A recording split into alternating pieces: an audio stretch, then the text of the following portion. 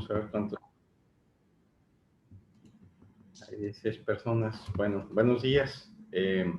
Gracias por entrar el día de hoy. Vamos a iniciar pasando lista. Les voy a pedir si pueden poner su cámara, porque la primera sesión podría no ser importante, pero cada vez que vayamos avanzando vamos a ir interactuando y mucho me serviría que pusieran su cámara, por favor. Voy a empezar con Jorge Olmos, a ver si se encuentra. Jorge, buenos días. Andrea Flores, buenos días. Buenos días. Hola, ¿qué tal? Dania Morales. Hola, buenos días. Buenos días. Eric González. Val. Hola, buenos días. Hola, buenos días. Val Salas. Hola, ¿qué tal? Buenos días. Buenos días, Val. Ariadne Reina. Presente, buenos días. Buen día. Jimena Torres. Mariana Guerra. Buenos días. Hola, buenos días. Diego Reza. Alejandra Ramírez. Buenos días. Hola, buen día. Gabriela Espinosa. Gabriela Guevara. Hola, buen día. Presente. Hola, ¿qué tal, Mariana? Gabriela Mariana Sánchez. Javier Morúa. Aranza Galicia. Presente, buenos días. Hola, buen día. ¿Qué tal? Eric Valle. Daniela Ocampo. Presente, buenos días. Hola. Melissa Zamora. Jacqueline Miguel. Daniela Ayala. Hola, buenos días. Hola, buen día. Ulises Reyes. José Ginto. Iris Gómez. Irene Morales. Cheque que tenga. Hola, buenos días. Que no estén en mute cuando digan presente. Gracias. Ana Lozada. Jennifer Jiménez. Presente. Hola. Regina Ceja. Presente. Hola, buen día. Buenos días. Buenos días. Alejandra García. Estefanía Ríos. Ana Parra. Presente. Hola. María Jiménez. Ivana Reyes. Presente, buenos días. Hola, buenos días, Ivana.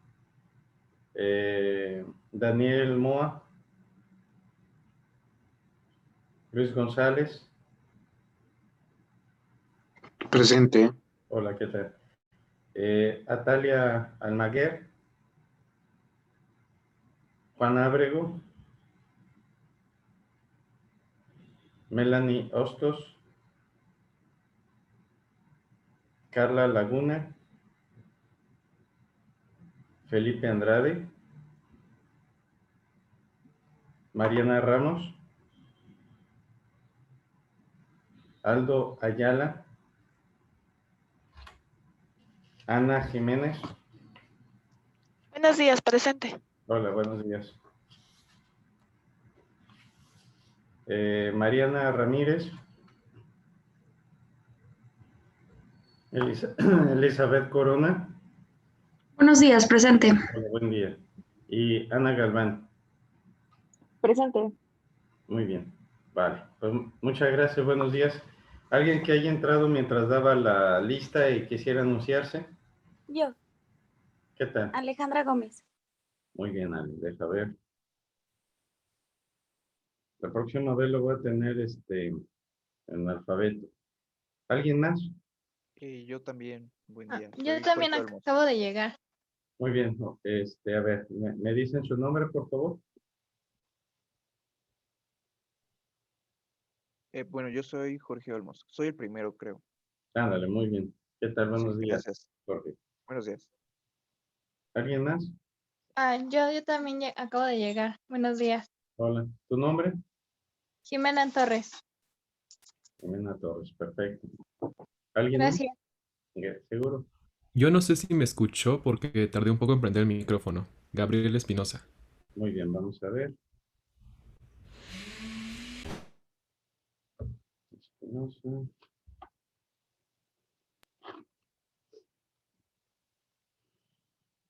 Sí, claro. Sí te escuché, Gabriel. Ya estabas marcado. Gracias. ¿Alguien más? Muy bien.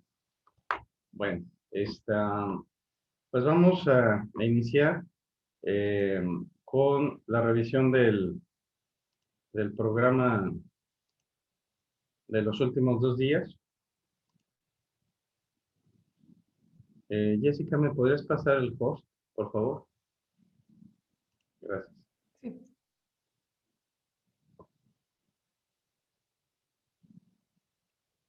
Muy bien. De acuerdo. Seguramente deben de iniciar ahora sí viendo una pantalla que es el PDF de la tarea. Bueno, en realidad la primera sesión es la más sencilla, pero al mismo tiempo se complica porque es la primera vez que ustedes van a interactuar tanto con los videos, con la base de datos, con las tareas asignadas. Y ahí es donde la gran mayoría tiene algunas dudas sobre cómo hacerlo. Créanme que eso está preparado, eso está para hacerlos pensar. Si esto fluyera de manera lineal, no nos enfrentaríamos a los problemas que suceden todos los días. Ayer tuve 2 reuniones, como saben siempre Jessica de parte de eso me acompaña para ayudarme y coacharme allá atrás. Ayer tuvimos una reunión con 2 clientes reales, con problemas de operación muy serios, para poder demostrar la temporalidad, donde tenemos a 10 gentes del corporativo, 4 son de Alemania, 3 están en la costa este, 2 están en México, en Querétaro, y no pueden llegar a la definición de las tareas que ustedes tuvieron ayer y antier. Dentro del proceso, dimos de alta unidades de medida. La unidad de medida, que aquí parece algo tan sencillo, kilos, pies a metros, ustedes ya lo experimentaron, es un problema y es un dolor de cabeza, porque las empresas no se pueden poner de acuerdo en que los componentes tengan una sola unidad de medida.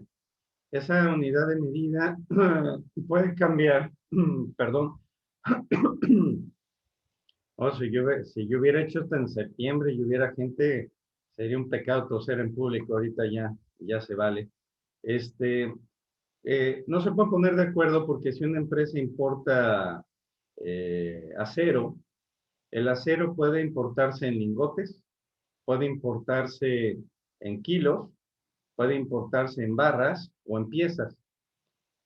Dependiendo de la unidad de medida, cambia el costo.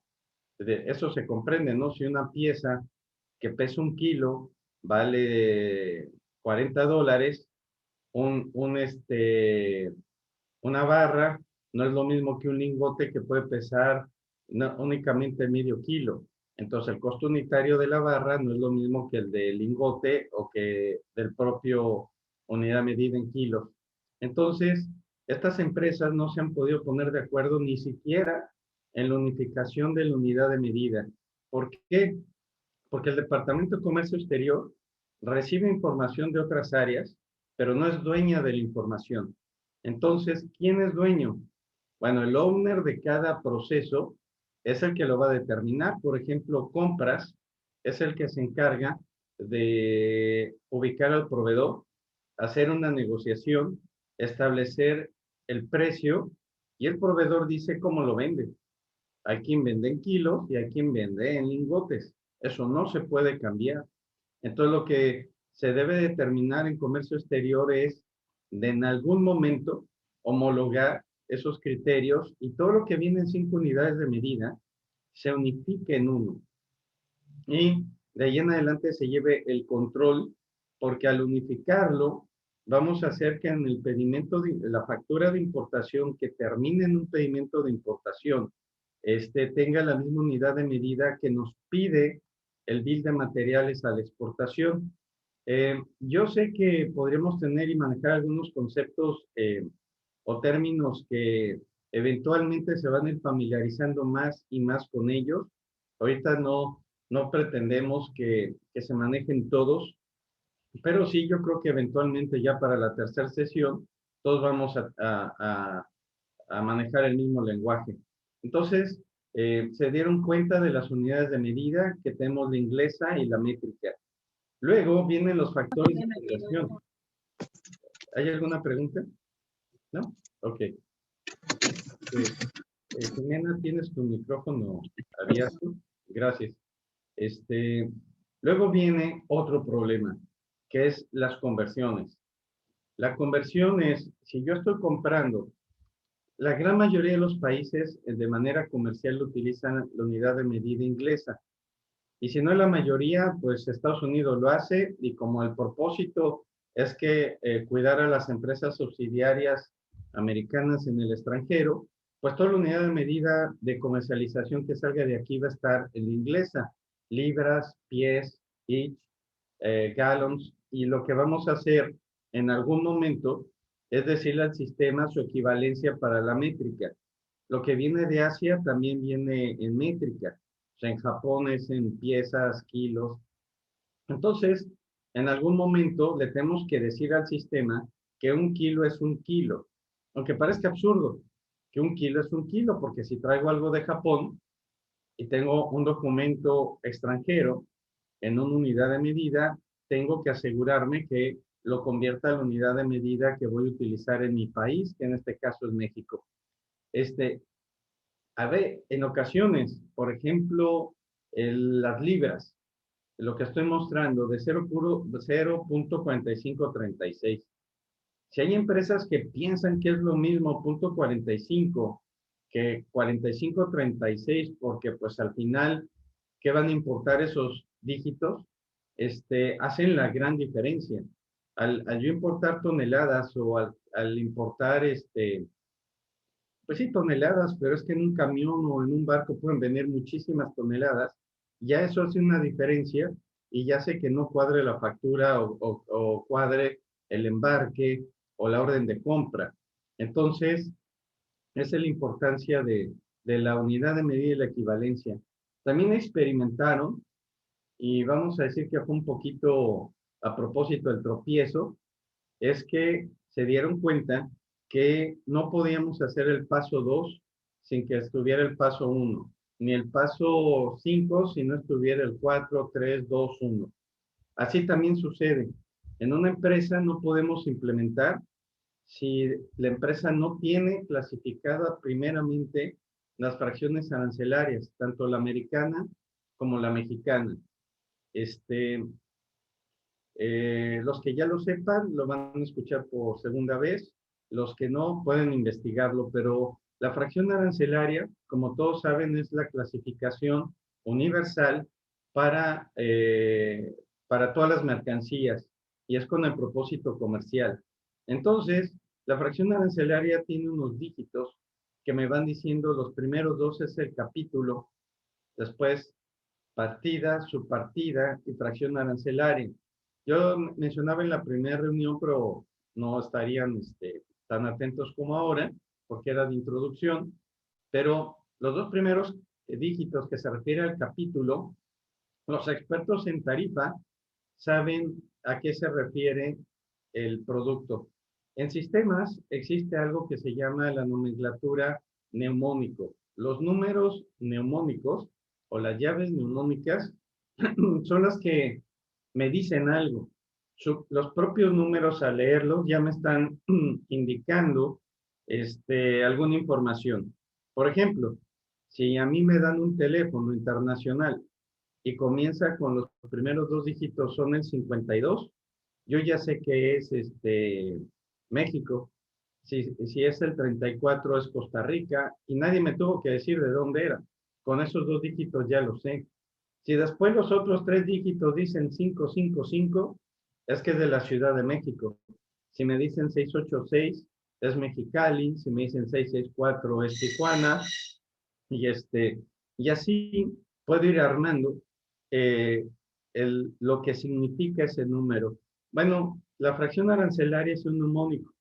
Y cuando hablo del capítulo, los capítulos empiezan de lo más sencillo a lo más complicado. El primer capítulo, lo más sencillo que existe, son animales vivos y canal. ¿Por qué? Porque no se han procesado, porque están en la naturaleza, porque no tienen nada más que explicarle. Y de ahí, entonces ya los subcapítulos, los partidas y subpartidas, pues ya me dicen si el animalito está vivo o ya está muerto, si fue sacrificado, si todavía tiene plumas o ya no tiene plumas. Luego me dice si está cocido o está congelado, o sea, en estado natural, pero ya semiprocesado.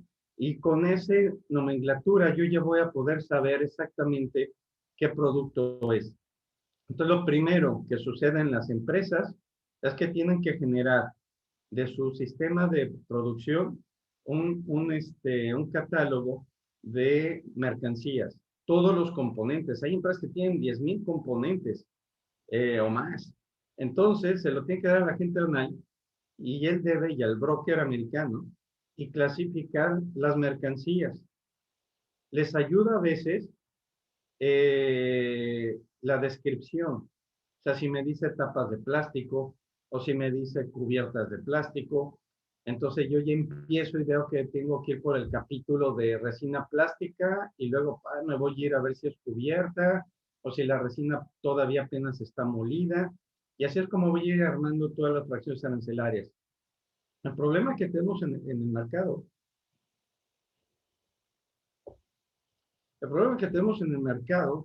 es que, y esto también es historia, antes había una escuela para hacer vistas aduanales. Era toda una carrera. Tenías que ir a la Ciudad de México y vivirla ahí.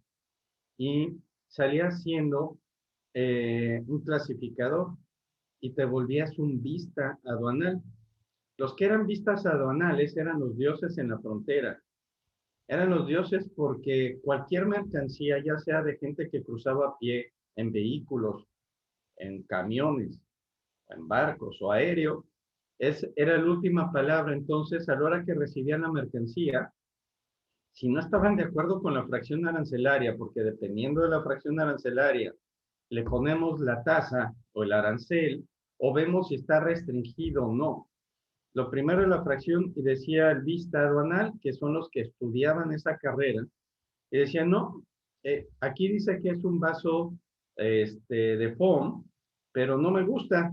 Se me hace que este vaso tiene forma de tapón de alberca. Entonces lo que estás haciendo es contrabando. No, pero ¿cómo va a ser un tapón de alberca? Es un vaso. Y dice, no, y esa no es su fracción arancelaria, esto es un tapón de alberca. Y en aquellos años, estoy hablando hace muchos años, así que no lo podemos remitir a la actualidad, o cualquier semejanza es pura casualidad. Apareció un billete de $100 y decía el vista aduanal, este tapón de alberca ya se está pareciendo a un vaso.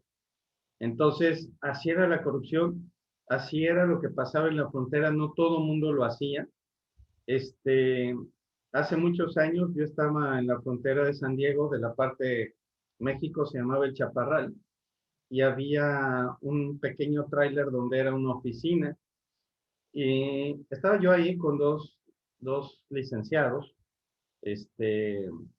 los dos tenían el mismo apellido, y entonces con uno platicaba yo muy bien, y era el policía malo, con el que me llevaba yo bien, y el policía bueno era chaparrito, cojeaba un poco, era muy amable, muy carismático, Entonces, un día llega una gerente de comercio exterior de una empresa muy importante y les pide ayuda porque todo pasaba por ahí. Y le dice, recuerden que yo estaba a un lado con el policía malo y el policía bueno en un escritorio hablando con la contribuyente o con la representante de la empresa. Y le dice, adelante, ¿en qué le puedo atender? Y en eso le dice, discúlpeme, pero es que me tocó un rojo y mi camión está detenido. Y le dice el licenciado, hace una expresión y le hace, uy, no me diga. Le dice, sí, ¿y qué vista aduanal le tocó? Ya le dijo el nombre y le dijo, uy, de veras, él es difícil. ¿Y qué pasó?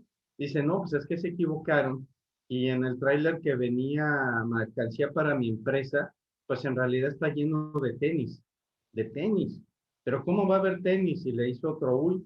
Dice, sí, es que alguien del corporativo se le hizo fácil mandar los zapatos de seguridad y pensó que se pueden importar a México, pero yo no tengo permiso para importar. Le hizo otra expresión de uy. Entonces, el señor con el que estaba yo hablando me dijo, a ver, salte, vente, vámonos. Y nos fuimos a la banqueta. Le digo, ¿qué pasó, Lick? Pues, ¿qué pasó? Y me dice, es que no oíste, sí, que la señora tiene problemas. No, fueron 5 uys. ¿Y eso qué significa? Que cada uy es como de $100. Así se arreglaban las cosas. Entre mayor era el problema, más había que calentar las manos. Y un día, amanecemos con que los vistas aduanales desaparecen de la aduana. Se cierra la carrera.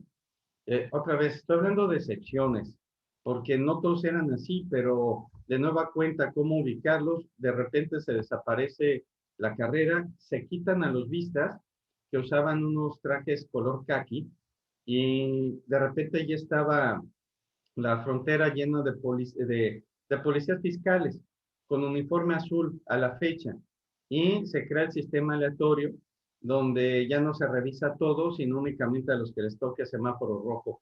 Y la verdad, eso de alguna manera limpió las fronteras. Pero ¿por qué les cuento todo esto? Porque al final también ellos eran los expertos en clasificación arancelaria y están en extinción. Esto pasó hace 20 y tantos años. Entonces, ¿dónde se ubicaron? Porque se quedaron sin empleo. ¿Dónde se quedaron ubicados? Bueno, los contrataron los agentes aduanales como unos perfectos clasificadores. De hecho, se los peleaban, porque dependiendo qué vista habías contratado, te generaba el prestigio para la agencia aduanal porque no ibas a tener problemas con la clasificación. Bueno, de esa es la importancia. Hoy por hoy, y lo van a ver más adelante, todos los impuestos, todas las restricciones no arancelarias y las cuotas arancelarias se determinan por la fracción arancelaria. Es tan delicado. Bueno, voy a aprovechar también de explicar lo siguiente. Las cuotas arancelarias o no, cuando entramos en tratados internacionales, ya le perdí la cuenta a México, pero creo que tenemos acuerdos y tratados alrededor de 44 países actualmente. A mí me tocó trabajar muy de cerca en el 2004 con el de México-Japón, ese me lo sé de memoria, y un día lo platicamos antes de que termine la sesión. Pero bueno, la idea es que cuando estamos en acuerdos o en tratados, ustedes recordarán, y el más presente les tocó en la carrera, lo que fueron las negociaciones TEMEC. Lo que se hace es que cada representante de un gremio tiene una participación en lo que se llama el cuarto de al lado. Entonces, cuando se va a hacer un tratado o un acuerdo, la diferencia de los tratados es que los tratados los firman los presidentes y los acuerdos los firman las cámaras de representantes. Esa es la diferencia. Entonces, cuando tenemos tratados o acuerdos, lo que se hace es que, por ejemplo, si quieres hacer un trade entre dos países con tomates rojos, en un lado está en un cuarto el representante de los agricultores de Estados Unidos y en otro cuarto el de los mexicanos. o los canadienses. Y dice, ok, te quiero vender, México, te quiero vender tomate. Y pues no quiero pagar nada de arancel. Entonces el negociador va con el cuarto de al lado y dice, pues que los mexicanos te quieren vender. Dice, sí, pero yo tengo un problema, yo tengo una industria en mi país que ya lo hace. Y deberían de pagar el 30% si quieren importar. Regresa al cuarto y le dice, pues que el 30, no, pues diles que nada más el 10. Y empieza la negociación. Entonces, al final, cuando ustedes leen un tratado internacional y ven si algo quedó en cuota cero, o quedó del 8%, o quedó del 4, quedó del 8, y se fue desgravando a los 5, a los 10 años, eso es porque cuando se desgravan, dice la industria, ahorita vas a pagar mucho, pero te doy 5 años para que perfecciones tu industria y entonces compitamos mejor y ya me dejes entrar con una tasa menor. Todas esas negociaciones es lo que queda plasmado en la fracción cuando leemos cualquier tratado internacional. Cuando vemos conferir origen y dice fracción arancelaria de bicicletas y dice, sí, las bicicletas no se pueden importar a Estados Unidos, pero sí, solo sí, sus componentes no provienen de la fracción arancelaria de este capítulo. Y el capítulo dice partes para bicicletas. Entonces, de lo que se trata es, únicamente vas a poder importar bicicletas que hayas hecho de cero. Porque si vienen de partes para bicicleta, a mí lo que me puedes decir es que las partes las importaste de China, únicamente las ensamblaste en México y ya me vas a decir que es mexicana. Todo eso, créanme, detalle por detalle. Las televisoras, por eso se fueron a China, porque dentro del acuerdo, pues decía que conferían origen del 40 al 50%, siempre y cuando las piezas no fueran partes de televisor, porque todo venía de Asia. Entonces, es un ir y venir donde después de ese esfuerzo, después de negociaciones, no puede venir un agente aduanal y decir que algo que está bajo ciertos criterios de negociación, por liberarla, le pongo una fracción arancelaria parecida, porque la que verdaderamente es pagaría el 8% y la que le puso parecida lleva 0. O sea, todo eso se cuida. Entonces, cuando les dimos a cargar estas tablas, no es cualquier cosa, ni las unidades de medida, ni las equivalencias, ni las fracciones arancelarias. Tenemos empresas que tienen 10 años importando y no lo pueden resolver. Iniciamos la semana con una empresa que hace un producto, no es final, se lo transfiere, o sea, a eso que hablamos la otra vez de pagamentos virtuales, se lo transfiere a su cliente y el cliente siempre manda. Entonces el cliente dice, mi agente aduanal, a lo que tú me vendes, dice que es esta fracción arancelaria. Y el que vende, le dice, pues mi agente aduanal dice que es esta. Y nadie lo cambia. Entonces tenemos pedimentos de exportación virtual con una fracción y de importación virtual con otra. Eso, cuando llegue en auditoría, es una bomba de tiempo. Entonces, ténganlo muy presente lo que tiene que ver con fracciones arancelarias mexicanas y americanas. Las familias no existen en comercio exterior, es un invento, y es un invento que creamos todos los que tratamos de administrar un anexo 24, porque hay un abismo entre la fracción arancelaria, que es una descripción en español y que termina en el pedimento de importación. Hay un abismo entre eso y la materia prima, que como es de origen extranjero, tiene una descripción en inglés. Entonces, si yo me fuera a la descripción de un receptor de televisión de pantalla plana LCD de 32 pulgadas, no existe. Nada más dice receptor para televisor. Eso dice la fracción arancelaria. El componente en la descripción en inglés viene ya descrito la dimensión, y no es lo mismo tener una pantalla LED de 32 pulgadas que una de 95. Por eso no me puedo conformar con la descripción de la fracción arancelaria. Permítanme un segundo. No me puedo conformar con la descripción de la fracción arancelaria y tengo que crear algo que se llama familias. Y las familias, insisto, no existen en comercio exterior. Es un tema administrativo, de control. Entonces, las familias son un subnivel interno de cada empresa, no lo van a encontrar en ninguna literatura, para poder generar una descripción más específica en español, para que las facturas lo tengan y salga impreso en el pedimento con su fracción arancelaria correcta, pero con una descripción intermedia. Entonces, ¿qué va a pasar? Tengo una descripción en inglés que dice que es un LED de 32 inches y cuando lo pongo en español dice que es un LED de 32 pulgadas. Con esa factura hago un pedimento, el agente aduanal le está poniendo la fracción arancelaria del LED, nada más, pero adicional que es un LED de 32 pulgadas. Entonces ya todo queda claro. Esas familias, alguien dentro de la empresa las tiene que crear una vez. Y ahí es otra parte donde puede inducir al error. ¿Quién lo hizo? ¿Qué criterios? Por ejemplo, en temas de capacitores, no es lo mismo un capacitor de un voltaje que de otro. No es lo mismo. No es la misma fracción arancelaria, porque eso es algo de lo más peleado en el mundo. Yo puedo tener en un país una industria que hace de cierto voltaje y los demás no me importa cuánto, porque me inundes el mercado, pero los de este voltaje sí le pusieron una cuota compensatoria elevada. Entonces, cuando yo creo las familias, y en base a las familias, a veces el agente aduanal, el tramitador me lo cambiaron, no es el mismo el del lunes que el del miércoles, y hostias, le pone otra fracción arancelaria. Problema.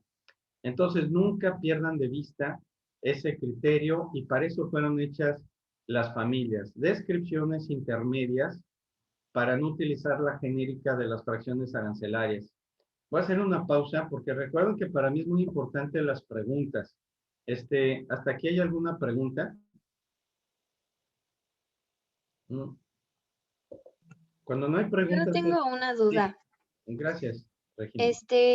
Me di cuenta cuando estábamos en los catálogos que las fracciones arancelarias, o sea, son diferentes como de la americana de la mexicana. Sí. Y yo pensé que, o sea, que si es como el mismo producto es la misma fracción, pero cambian dependiendo como del país o así. Muy buena pregunta porque los primeros 6 dígitos se reservan para los países. O sea, perdón. Los primeros 6 dígitos son internacionales y los últimos 2 dígitos se los reservan los países. Entonces sí debe de ser el mismo. Lo que pasa es que como cargamos unas fracciones y unas mercancías manuales y otras de manera electrónica, era para que tuviera todo el universo, no necesariamente quiere decir que ese era el único universo para llenarlas y por eso las ves diferentes. Pero muy buena pregunta, por eso a mí me interesa mucho. Yo nunca hubiera explicado, si no me lo cuestionaban, que los primeros 6 dígitos son internacionales y los últimos 2 dígitos se lo reservan los países. Cuando ven terminaciones 99, son los demás. ¿Qué son los demás? No he llegado a clasificarlo. O sea, por ejemplo, cuando se inventó la fibra óptica, pues todo parecía cables. Todo parecía cables y parecían cables y yo no sabía si eran de cobre, si era de otro tipo de aleación, hasta que en el mundo se ponen de acuerdo y entonces ya aprovechan los dígitos y le ponen que es fibra óptica. Una vez hablé con un señor que fue el fundador de la primera maquiladora en Baja California, ya falleció, y me decía, ¿tú sabes por qué avanza tan rápido la ciencia y tan lento la medicina? Porque la medicina, para dar un paso adelante, tengo primero que cumplir con muchos requisitos legales de cumplimiento para que entonces salga al mercado. Y la tecnología es al revés. Primero se inventa, fluye rapidísimo porque primero se inventa y luego se hacen los controles. Por ejemplo, primero se inventó el celular y después lo prohibieron en los aviones, luego te lo prohibieron en las gasolineras, luego resulta que para ciertos países no se puede utilizar una frecuencia, pero eso fue al revés, primero el producto y luego la legislación. En la tarifa pasa lo mismo, va tan rápido la tecnología que a veces tengo que mandar mi producto a los 99, a los demás, porque todavía no sé qué clasificación va a tener. Y por eso los últimos 2 dígitos de algunos países todavía los van a encontrar así, y tal vez en algún otro país eso ya está avanzado. Pero sí, Regina, debe de tener coherencia, tanto la mexicana como la americana, al menos cambie en los últimos 2 dígitos. Ahora, si en algún ejercicio no coincide, también es un tema que vamos a abordar, porque está hecho no nada más para que todo fluya bien, y ya estoy adelantándome, está hecho para que en algunas etapas tengamos algunos tropiezos, y los tropiezos nos van a hacer reaccionar. Ayer me gustó mucho una reunión que tuvimos en Petit, muy rápida, que además está disponible para ustedes, les mandamos el video, de unas personas que tenían algunas preguntas, y fue muy bueno ese ejercicio porque una no podía avanzar, y sirvió de ejemplo para demostrar que si no hacemos la captura en un orden estricto, no puedo hacer, yo no puedo importar una mercancía si no tengo la fracción o si no tengo resuelto lo de la unidad medida y la equivalencia. Entonces eso que parece error es una oportunidad para detenernos y reflexionar por qué está sucediendo, y nos da la oportunidad de explicar cosas. Pero me gustaría, en base a la pregunta que hace Regina, nos quedamos con el concepto de que ambas deben de ser iguales, al menos hasta el 6º dígito. Si no, hay un problema. Y los problemas ya los mencioné. No se ponen de acuerdo ni el broker mexicano con el broker americano, cada quien cuida sus intereses y hay que empezar a operar. Y entonces al sistema sí se le puede, eso no lo valida, sí se le puede poner fracciones arancelarias diferentes. Bueno. Gracias. ¿A ti? ¿Alguna otra pregunta? Me ayudan mucho. Cuando no hay preguntas es que o explico muy bien, y eso nunca pasa, siempre quedan cosas pendientes, o les da pena. Miren, es su grupo, es su equipo, y a diferencia de una materia que hay que pasar las fuerzas, esto es un taller donde se vale preguntar, se vale equivocar. Es mejor preguntar aquí a que cuando ya tengo mi gafete de una empresa o cuando ya quiero salir a dar asesoría, les hagan una pregunta que no tenga respuesta. Ya hay que romper ese hielo. El hielo pues dura la primera o segunda sesión, pero ahorita la verdad es que nos tenemos que ir involucrando más. Cualquier duda que tengan, ninguna es sobra. Créanme, ayer estábamos, Jessica y yo, en una empresa formal y seria y haciendo las mismas preguntas que tenemos en el taller. No dejamos nada de nivel, todo es a nivel mercado. Adelante, Eli. Sí, yo tengo una duda. Ayer cuando estaba terminando de capturar, la verdad me empecé a trabar bastante en algunas partes y la verdad no terminé de capturar, me quedé terminando los certificados de origen, pero en la parte de PROSEC no me dejaba capturar lo que era el sector, que era el sector 2, y la verdad es que ya no pude terminar. Entonces, ¿qué pasaría ahí? Bien, hoy vamos a, cuando terminemos la parte de la teoría y revisar lo que sigue, nos vamos a quedar para los que no hayan terminado, poderlos ayudar en que avancen. Y es que si no avanzan, ya no podemos hacer la 2, la 3 y la 4, porque todo el sistema tiene una secuencia, así es la operación. Entonces, ya ves, Eli, qué bueno que me preguntaste, porque lo tengo en el orden del día y no lo había mencionado. Al término, nos vamos a quedar los que deseen para ayudarlos y avancen en la tarea. Cuando yo termino y reviso en las tardes, no es para pasar o reprobar a nadie, es para ver quién se va quedando y ayudarlos. Y porque si no terminan ayer a las 8, Hoy que quieran avanzar no se va a poder. Y con todo gusto lo hacemos así, Eli. Yo pienso que vamos a terminar 15 minutos antes de la sesión y posteriormente nos quedamos el tiempo que sea necesario, así y en las próximas, para que todo el mundo se empareje, Eli. Perfecto, muchas gracias. Gracias. ¿Alguna otra pregunta? Yo creo que la pregunta de Eli despresuriza porque muchos tuvieron algún tema con el proceso y es bueno que lo revisemos y lo analicemos al final de la sesión.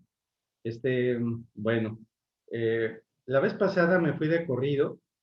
Casi todas las reuniones duran 2 horas, pero me explicaron que para la escuela hacer una sesión de 5 minutos a la hora es necesario. Entonces, me lo recuerdan si me voy de largo. Ok, muy bien. Ya vimos materia prima, maquinaria, producto terminado. Lo único malo de que soy el único que tiene la cámara encendida es que se nota que estoy desayunando al mismo tiempo y ustedes están haciendo trampa. Ustedes tienen sándwich, no sé qué estén desayunando a gusto y el único que se ve que tiene un café soy yo. Bueno, maquinaria. Maquinaria, la diferencia tiene que ver con que, ya lo mencioné la vez anterior, tiene marca, modelo y serie. La materia prima puede importar muchísimos componentes y se pierden en el camino. No importa si yo le doy rastreabilidad a alguno o a muchos. Este es un concepto para que se lo aprendan. En temas de comercio exterior, la comprobación de la temporalidad tiene que ver con un proceso que es PEPS. Primeras entradas, primeras salidas. First input, first output. Clarísimo. Si yo importo muchos tornillos, y los voy a decir 1000 veces para no estar cambiando de ejemplo. Importo tornillos. Importé unos hace 2 meses. Importé unos la semana pasada. Y viene producción y toman los de la semana pasada. Yo no voy a descargar de los pedimentos de importación esos tornillos, sino los del pedimento más viejo, porque hay que evitar el añejamiento de la mercancía para que no rebase la temporalidad. Eso lo vamos a ver más adelante, pero lo menciono porque en la maquinaria sí tengo que ir y descargar el pedimento específico porque tiene un identificador, marca, modelo y serie, que se les quede grabadísimo. Bueno, luego viene lo que es producto terminado. El producto terminado se maneja de 2 formas, lamentablemente de 2 formas. Un header, un encabezado, que me va a decir número de producto terminado, televisor, descripción, televisor, unidad de medida, pieza, su fracción arancelaria y sus costos. ¿Cuánto vale? ¿Se recuerdan que hablé de materia prima y valor agregado? Materia prima son el valor, el costo de importación, no de mercado. ¿Cómo declaré en valor de importación los componentes que lo forman? Y el valor agregado es todos los costos adicionales en la planta del extranjero, en este caso México. Las maquiladoras son centros de costos, no generan utilidad, no hay utilidad. Lo único que le manda el corporativo a las maquiladoras a la semana, a la quincena o al mes es la nómina, la renta, la luz, el seguro, la seguridad, la basura, todos los gastos. Y si la empresa dice que necesita $1,5 millones para operar ese mes, recibe $1,5 millones, ni más ni menos. Entonces, son un centro de costos. Todo ese dinero que se le mandó al centro de costos es el valor agregado. ¿Cómo se obtiene? Bueno, si la empresa cuesta $1,5 millones al año, lo calculo y lo saco por día, por hora, por minuto. Y ya que lo tengo así, por minuto, por segundo, entonces yo veo que para hacer una sala me lleva 40 minutos, ¿ok? Entonces el costo de operación lo divido entre los productos que estoy fabricando y el tiempo que me lleva hacerlo. Y así en esa degradación dice que una sala cuesta $7 de valor agregado. La sala que me lleve el doble de tiempo, pues va a costar $14 de valor agregado. Entonces, tengo $200 de materia prima y $14 de valor agregado. Y eso es lo único que se declara en producto terminado. Abajo vienen los costos. No los quiero confundir, pero voy a cerrar bien México. México es materias primas y valor agregado, nada más. ¿Por qué digo que lamentablemente está separado el bill de materiales? Porque la gran mayoría de las empresas en esa prisa que tienen por operar, porque a la gente del comercio exterior se le califica por rapidez y no por exactitud. Tienen dudas si vienen 1000 o 100 componentes, porque en la factura no está claro, le ponen 1000 con tal de que el camión cruce y la producción no se detenga. Entonces, ahí lo que va a pasar es que pues, el stock verde, el camión va a pasar, pero todo lo que declararon mal, ahora hay que regresarlo. Y cuando exportas, pasa lo mismo. Cuando tú exportas, tienes la obligación de descargar los pedimentos de importación, hacer ese desglose de lo que ya se fue, pero como urge, y en las facturas lo único que ocupo es el encabezado, el header, otra vez producto, descripción, fracción y costo de materias primas y valor agregado, si facturan, y hay empresas que tienen 3 años, 5 años, y nadie se da cuenta que el gerente de comercio exterior hizo la mitad de su trabajo. Se puso a facturar con encabezados y a la hora que quieren hacer la descarga de pedimentos no le está haciendo. Por eso el sistema ahora arroja una alerta y las personas lo reciben en su celular, los decision makers, que la empresa no está correcta en el cumplimiento, pero antes nadie lo sabía. Entonces, el producto terminado es una cosa y nos vamos a ir ahora a los costos. Los costos, ahí nos faltan uno. Nos faltan, paga impuesto.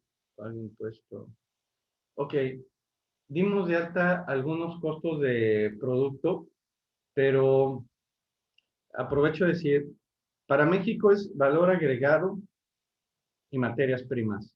Ahora, para los que tienen tiempo de anotar, para Estados Unidos, la materia prima se quiebra y el valor agregado se quiebra. No es como en México, que son 2 rubros.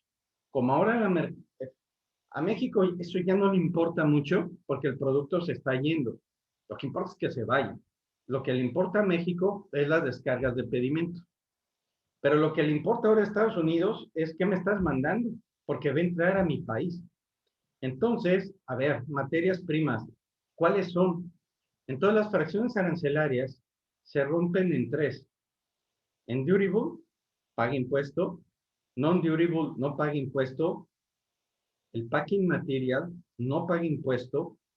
Y en esos 3 los voy a romper. Entonces, viene el televisor y dice, mira, el LED es chino. ¿Ok?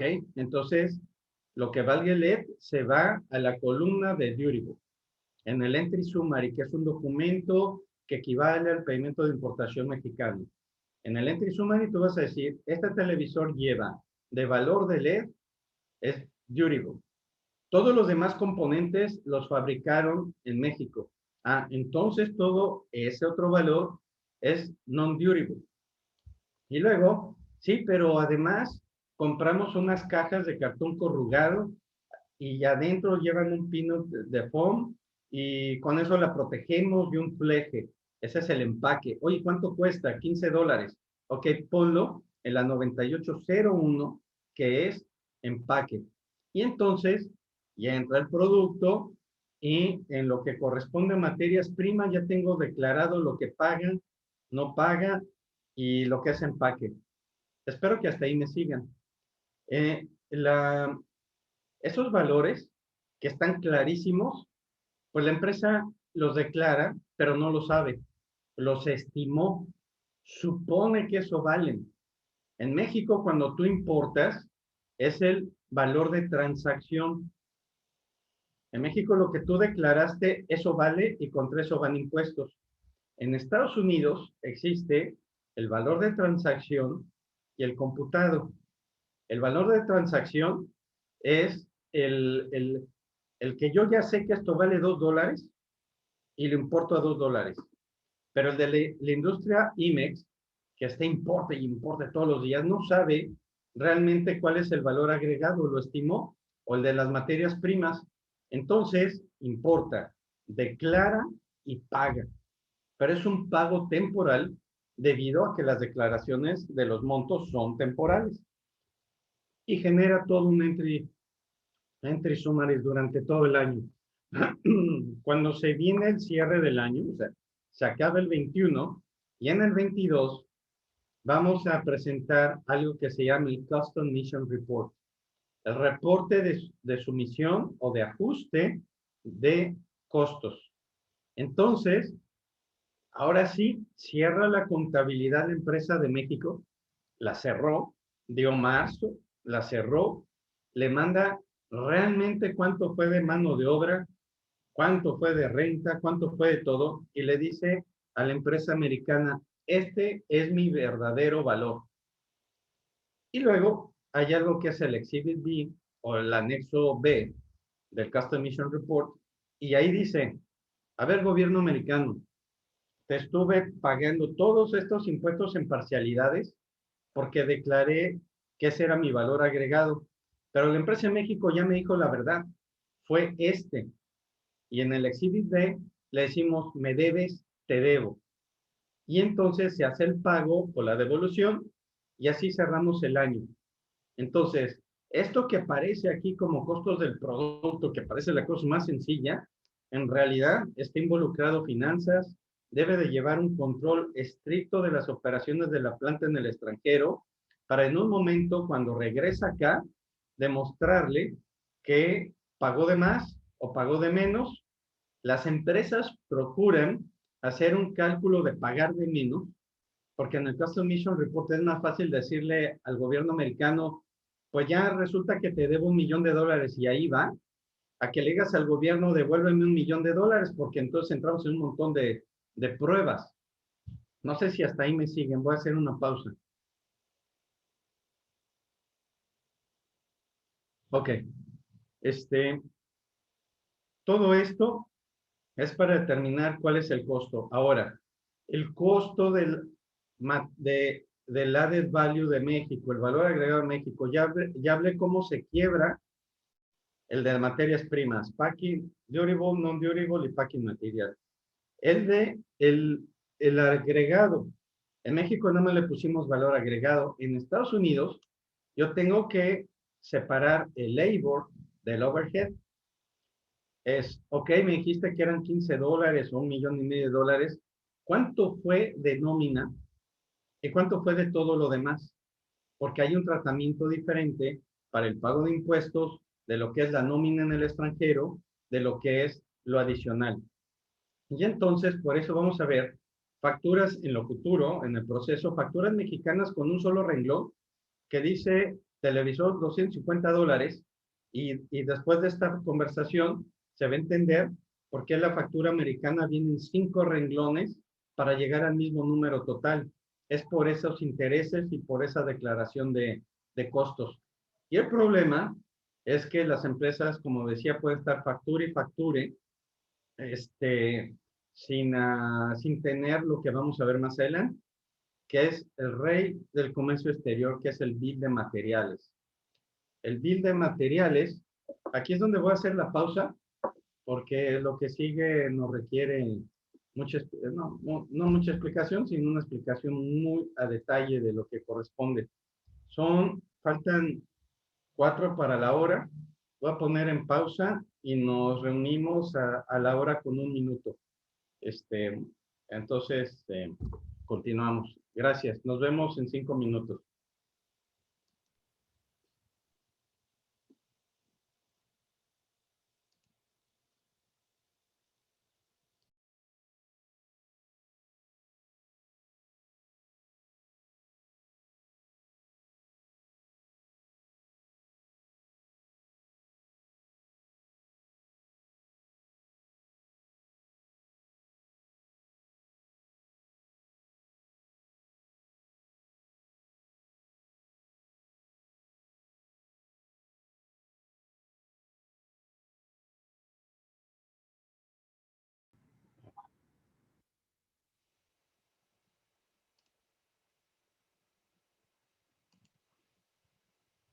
Bueno, pues, bienvenidos a la segunda parte. Ahora vamos a hablar de estructuras de producto o el bill de materiales.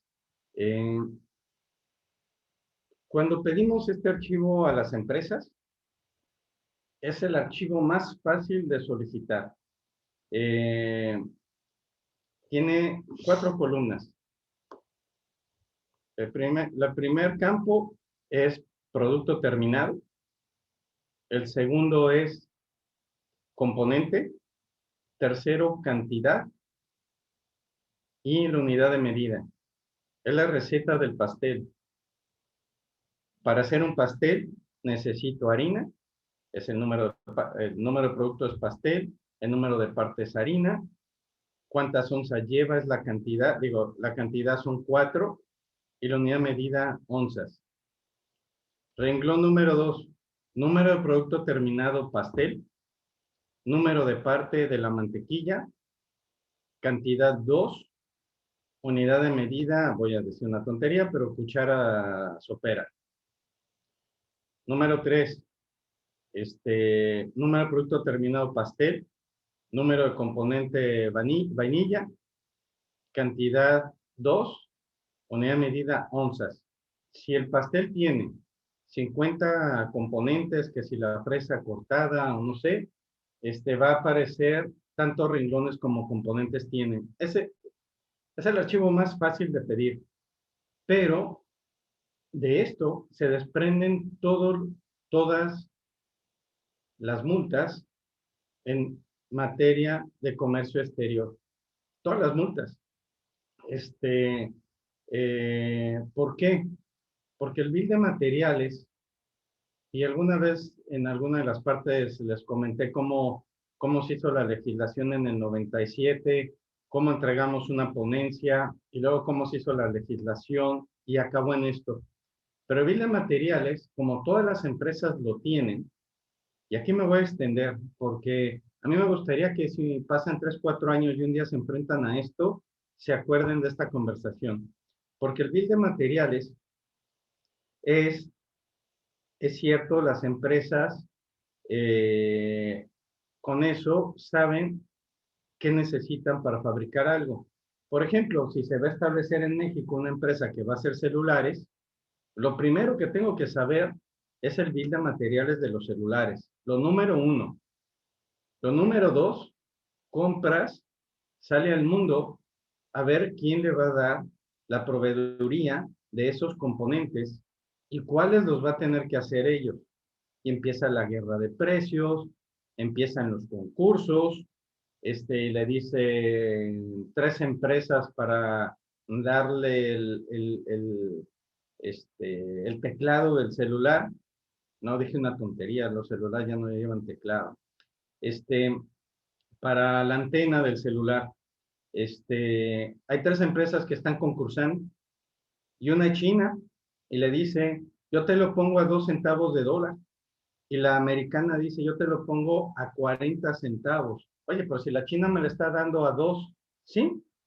Pero cada vez que le pidas a los chinos, se tardan 4 meses en que llegue la mercancía de China a América, luego va a llegar a Long Beach, está saturadísimo, nadie te garantiza el desaduanamiento expedito de la mercancía, y Y entonces, bueno, pues sí, tal vez ese diferencial de dólar no importa tanto. Y dice, sí, pero además el mío es USMCA o TEMEC, y el chino no, el chino tiene un arancel de tanto, y entonces empieza compras a armar al proveedor desde la óptica del más barato, desde la óptica de la logística y desde la óptica de conferir origen. Por eso se hacen los tratados internacionales, porque para favorecer a la región, aunque el americano cueste más, después de la cercanía, de la calidad y del arancel que él no va a pagar y el chino tal vez sí, pues decides comprar el americano por encima del chino. Y así, cada componente del bill de materiales. Por más, el bill de materiales va cambiando, porque el proveedor americano se viene COVID y dice, yo tengo que cerrar. Y el chino no cerró. Y dice, bueno, pues entonces ahora vamos a comprárselo al chino, pero ya no vale $2, porque tiene el costo de oportunidad y ahora me lo está vendiendo a 10. Digo, 2 centavos, ahora me lo está vendiendo a 10, o lo que sea. El importa es que lo elevó. Y hay que cambiar el BOM. Y hay que volverlo a cambiar, y a cada rato. Entonces, hay que guardar algo importantísimo para que lo anoten, que los biles de materiales tienen fecha de efectividad. Puede haber un producto, sobre todo los médicos, la industria médica casi no cambia sus biles de materiales y puede ser la misma receta del pastel todo un año. Pero la industria electrónica puedo tener 100 biles de materiales para el mismo producto el mismo día. Entonces ya no nada más es la fecha de efectividad, sino el día y el lote. Y el lote, porque el lote de las 9 de la mañana que iba a Argentina lleva unos componentes que me requiere su norma oficial, y los que van a España tienen otros componentes que me regula su norma oficial. Entonces necesito saber el bill de materiales en lo general o el individual por lote. Cuando es el individual por lote, en el mercado se le llama backflush, el consumo retroactivo o el consumo de lo que fue de la operación. Entonces, es lo que va a ser la diferencia, si es por lote o si es en lo general. Cuando es por lote, casi no tiene errores. Me está diciendo la orden de compra, el purchase order, me está diciendo el work order, la orden de trabajo, y me está diciendo el backflush, lo que realmente consumió. Ahí no hay error. Pero cuando utilizo el BOM, el bill de materiales sugiere algo, y en la vida real pasan muchas cosas. Por ejemplo, si tú tienes algo que lleva un alambre de fibra óptica de un pie y ya no hay, y no puedes detener la producción, el de ingeniería dice, tráetelas de 2 pies y córtalas a la mitad. Entonces el bill de materiales ya no lleva una pieza de un pie de fibra óptica, sino lleva 0.5, o sea, la mitad de la pieza de 2 pies que importé. Eso se vale. Y entonces ya me movieron el BOM, y cuando yo quiero descargar la mercancía importada, me está diciendo que lleve el de un pie y no encuentro pedimentos de importación para él. Digo, ya hay pedimentos de importación que no se descargan, que no los tocan, que no avanzan porque está pidiendo una cosa, pero ya no hay saldo. Y por otro lado, tengo las de 2 pies que sí consumí partidas a la mitad y el BOM nunca me los pide, y entonces el saldo no se descarga. Por un lado, quiero descargar de más, y por otro lado, quiero descargar de menos. No espero que en este momento ese concepto les quede claro, así que lo vamos a tomar como un breve avance, y ya cuando lleguemos a la etapa de descarga, ahí sí va a quedar muy consolidado lo que les estoy diciendo. Ahorita nada más es para darle sentido a el por qué alimentaron los biles de materiales y por qué tiene una fecha inicial, porque es a partir de esa fecha que vamos a empezar a hacer los ajustes de descargas. Entonces, el bill de materiales también tiene otra particularidad. Cuando dice tipo de parte, a ver, voy a hacer aquí unas anotaciones. Permiso,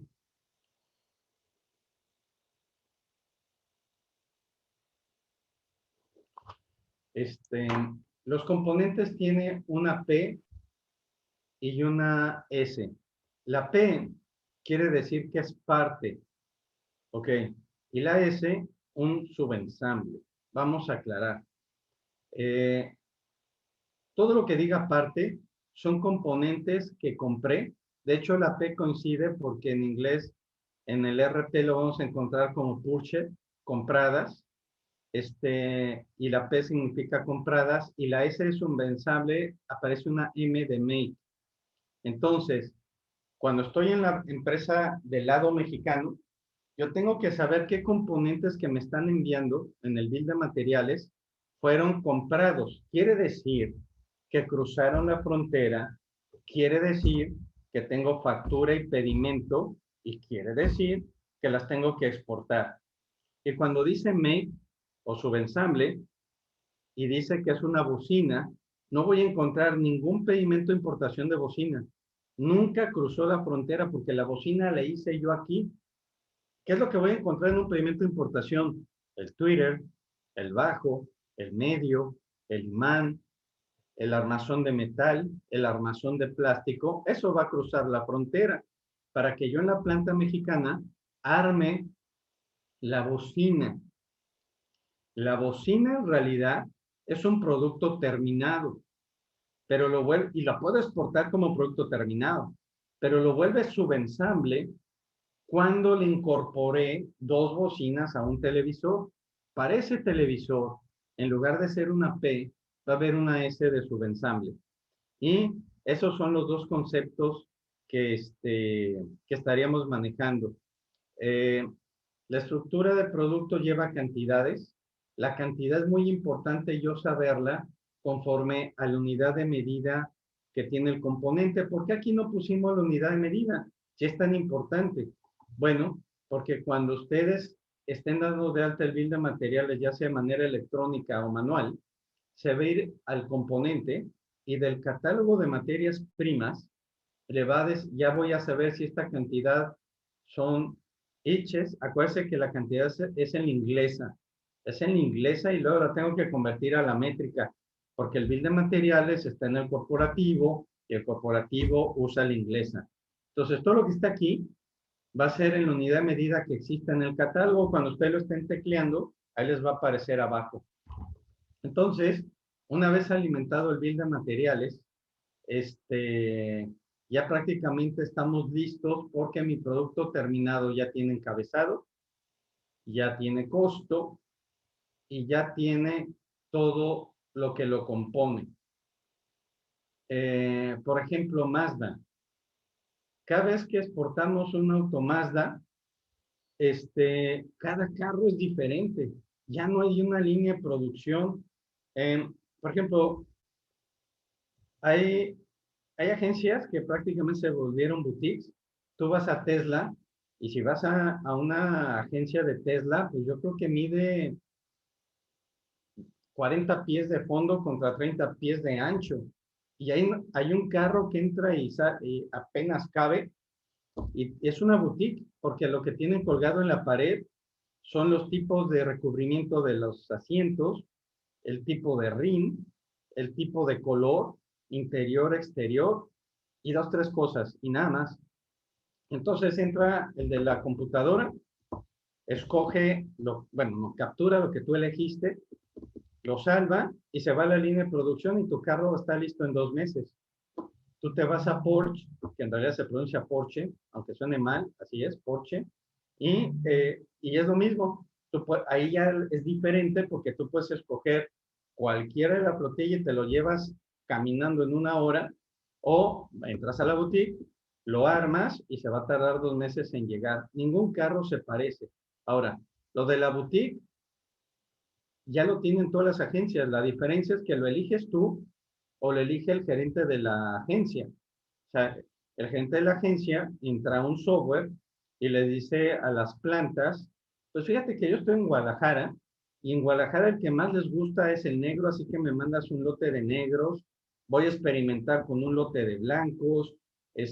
Yo vi que a mi mercado le gusta que los rines sean de este acabado. Y el que está en Toronto le pide el mismo carro, pero con colores más neutros, allá les gusta más el gris. Cada quien lo pide como quiere. Y cuando llega a la planta, y ahora sí nos vamos a remitir a Mazda, pues cada carro tiene un bill de materiales irrepetible, único, porque además hay que cumplir con las normas del país. Ustedes se suben a un Mercedes en México y abres la puerta y huele a piel, te sientas y se siente a piel y sabe a piel. Y te subes a un Mercedes en Estados Unidos, parece piel y no lo es, porque necesita no sé qué y un retardador de incendios y para eso te lleva un acabado diferente. Entonces la piel nada más se le permite en ciertas zonas que hacen contacto y todo lo demás de la funda parece lo mismo, pero no lo es. Entonces no nada más es lo que tú quieres, sino las normas oficiales de cada país. Y por eso hace que el bill de materiales sea tan único y vamos a decidir, dependiendo el giro de la empresa, si usamos un backlash para lo irrepetible o usamos un bill de materiales para la producción serial. Insisto mucho porque en 5 años espero que se acuerden de esto. Lo comenté hace rato. Bueno, pues ya tenemos todo esto. Ahora lo que sigue son los certificados de origen. Vale. ¿Qué es eso?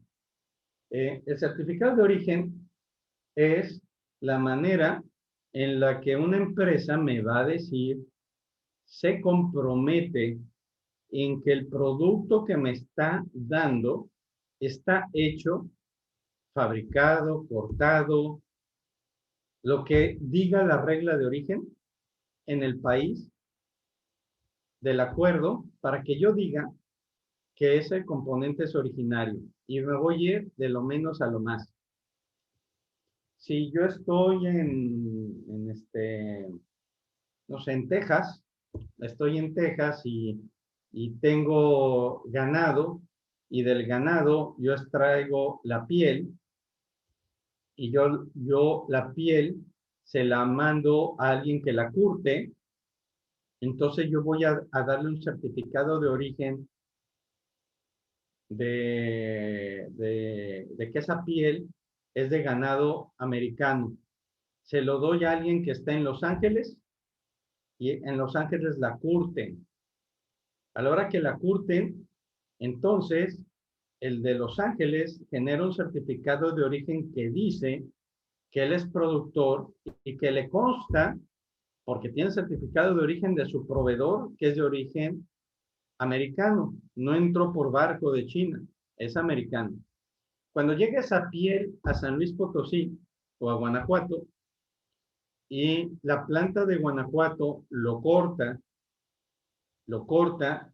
y ya lo prepara, dice y hace un certificado de origen porque su proveedor ya no se tuvo que ir al del ganado, sino su proveedor de Los Ángeles es fabricante y exportador.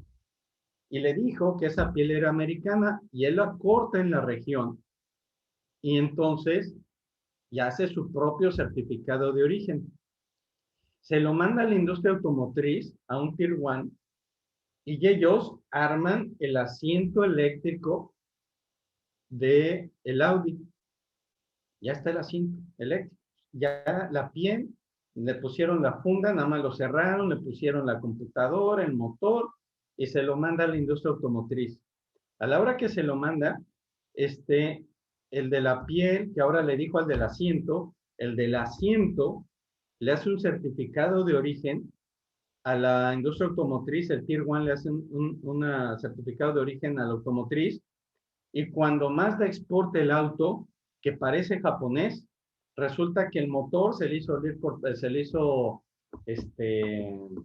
General Motors, pero ¿cómo se llama la empresa en México? Ahorita me recuerdo. y los asientos se los hizo Lear Corporation y las llantas se las traspasó Goodyear, y resulta que ese Mazda hecho en Guanajuato o en San Luis, en el Bajío en general, ya es originario de la región y por eso puede entrar contrato arancelario de Estados Unidos. No es lo mismo un Mazda importado de Japón que un Mazda terminado en la planta. Todo eso que les digo, así de, si me tardé un poco en explicar toda esa secuencia, imagínense en la vida real, desde que Mazda o Kia, que se puso en Nuevo León, quiere ponerse para venderle autos a Estados Unidos, tiene que buscar toda la proveeduría en ese mundo de cadena de suministro de la automotriz, hasta que alcance proveedores que le permitan que la regla de origen haga que califique antes de poner la planta. Y con todos los problemas que después pueden venir. Pero esto que estamos hablando de los certificados de origen es todo un tema.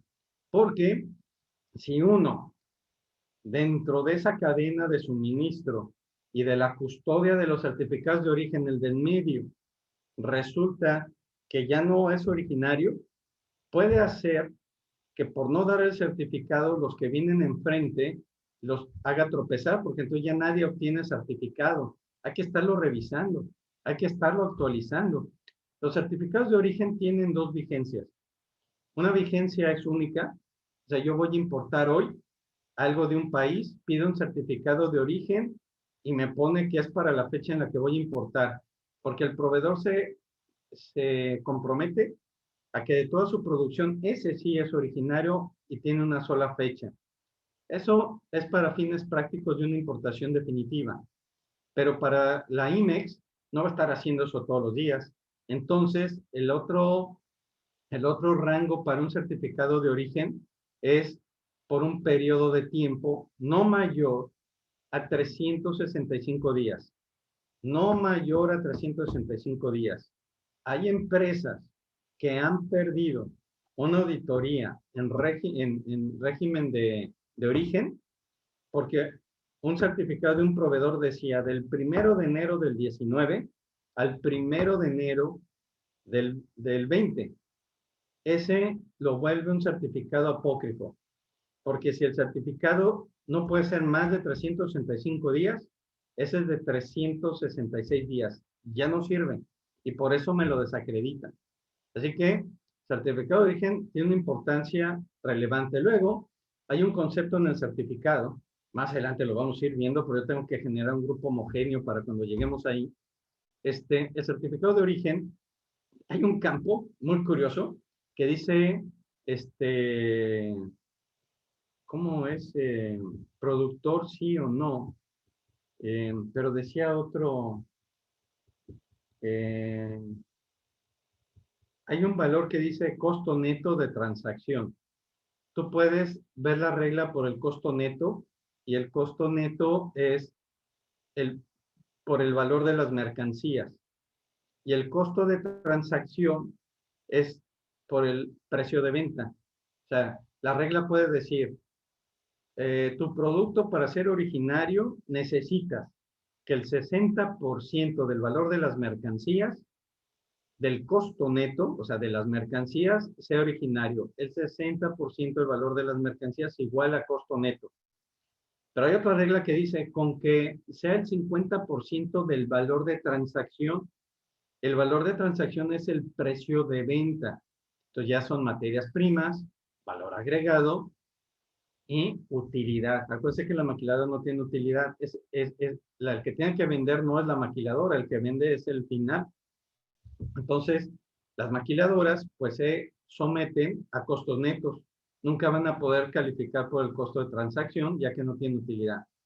Y bueno, hay otros regímenes como el de minimis, el de brinco de fracción arancelaria.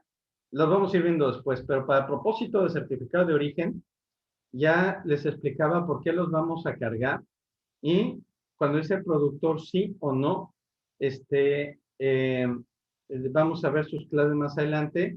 Y cuando dice costo neto, hay empresas, créanme, que le pusieron $5, $300, cuando tú tenías que decir si calificabas por costo neto o costo de transacción. Nunca te están pidiendo el valor. Y la gente llenaba así los certificados, porque hay que entender una cosa. Ustedes son los expertos de comercio exterior. Ustedes son los que están en México.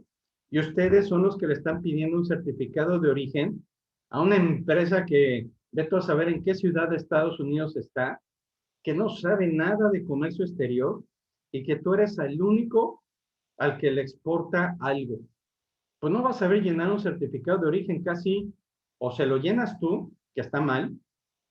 Lo que tienes que hacer es orientarlo y él es el que lo va a firmar. Y se pueden cometer estos errores porque la gran mayoría del owner o la fuente de un certificado de origen es alguien que no necesariamente sabe comercio exterior. Tú lo necesitas, pero él no sabe. Y por eso los certificados tienen esos problemas. Y ya ahora concluyo certificados con lo siguiente. Ahora que entró el TEMEC, se puso peor porque el certificado de origen es de formato libre. Formato libre. Si antes tenías que leer el instructivo y la gente se equivocaba, hoy puedes poner lo que quieras en el orden que quieras, pero sí debe venir todo. Todo. Entonces, cuando tú tienes un certificado que se me olvidó ponerle el criterio, nunca se me ocurrió, se me olvidó y así se lo pedí a todos mis proveedores y ellos no saben, pues tienen certificados apócrifos porque no tienen el criterio y el criterio entonces sin él pues ya no vale. Y esa es la importancia ahora de los certificados de origen. Entonces, ¿qué pasó en la realidad? Aunque sea formato libre, pues nadie se movió del formato anterior, ya todo el mundo lo conocía, de hecho no le encuentro sentido a que lo hayan hecho así, pero esa es la realidad de los certificados de origen. Más adelante vamos a ver cómo impacta. Al día de hoy lo debieron de haber tenido dado de alta. Ahora, promoción sectorial y regla octava. Voy a hacer una pausa para ver si hay preguntas aquí. ¿No? Ok. Promoción sectorial y regla octava. Vale.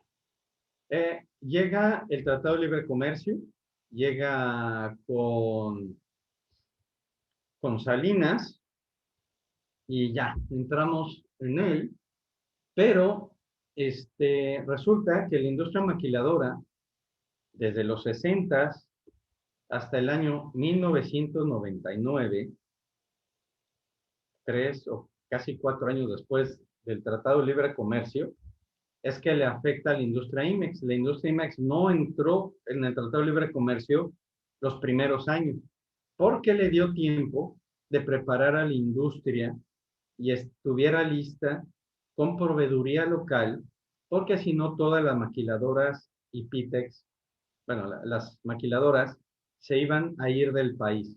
Voy a poner un ejemplo.